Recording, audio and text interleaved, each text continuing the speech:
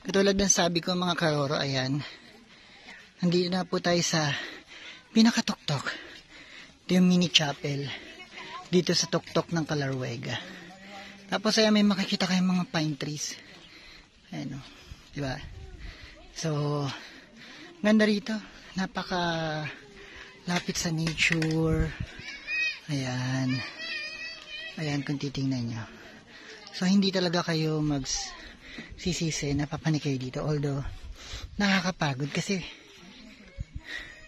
tuktok siya. As in talagang ano. So, ayan, nakikita nyo yan. So, yan, bundok talaga siya. So, doon kami pumanik kanina. So, yun lang mga karoro.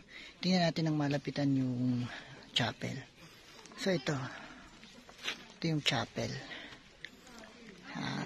Up close and personal. Chapel. So, ito po mga karoro. Makikita nyo po yan.